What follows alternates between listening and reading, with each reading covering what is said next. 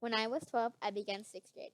At the time, the things I thought about were making new friends, taking care of strays, and gymnastics. The end of my sixth grade year in April, I began to feel sick. I was hot and tired all the time, my chest hurt, and I would get dizzy. In May, it became hard for me to walk. My mom took me to the emergency room. I thought I was going to get an antibiotic and be on my way. I spent 8 days in this hospital when they pulled my mom into the hallway and told her I had lupus. I was taken 2 hours by ambulance to another hospital, where I would spend the next 34 days fighting for my life.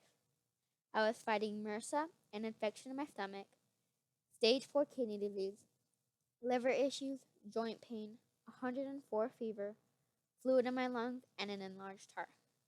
I was dying and I knew it. I was scared. I felt my body letting go.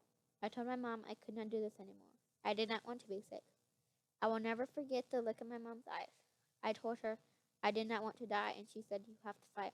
You have to fight." And I did.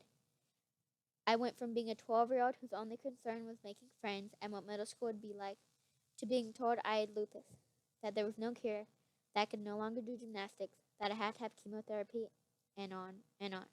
I will never forget when they came into my room with a consent form for chemo. They told me I would lose my hair, be sick, possibly get leukemia, I might not be able to have kids, and I might even die. Kids? I had not even thought about having kids. I was a kid.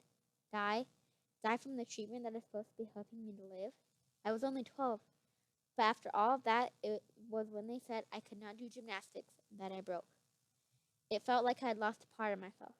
On the 42nd day, I walked out of the hospital at 72 pounds. I went home for 2 days before I started 6 months of chemotherapy. I still went to school half days during chemo in my 7th grade year. I refused to be put in a bubble. My kidneys went into remission and I did well in my 8th grade year. In September of my 9th grade year, I began to feel bad. My back hurt so bad that I could not handle even the slightest touch. I was diagnosed with fibromyalgia, yet another gift of lupus. Currently, I'm having blood work every month. My double-stranded DNA has been rising, and my complement's decreasing. These are not good things. I am still going to school in pain every day. I am hot, tired, sometimes unable to concentrate, but I go. I'm in 10th grade now. I have decided instead of lupus controlling me, I would control it to the best of my abilities. I quickly learned that many do not know about lupus, nor how debilitating it can be. I learned the best way to fight lupus is to bring awareness and funds for research. I learned that by sharing my story, this can be done.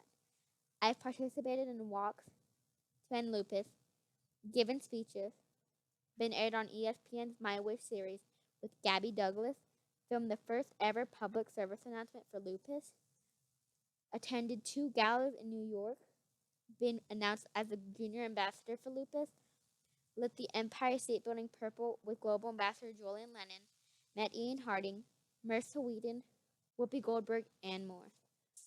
I have met girls and boys, men and women who are fighting this courageous battle.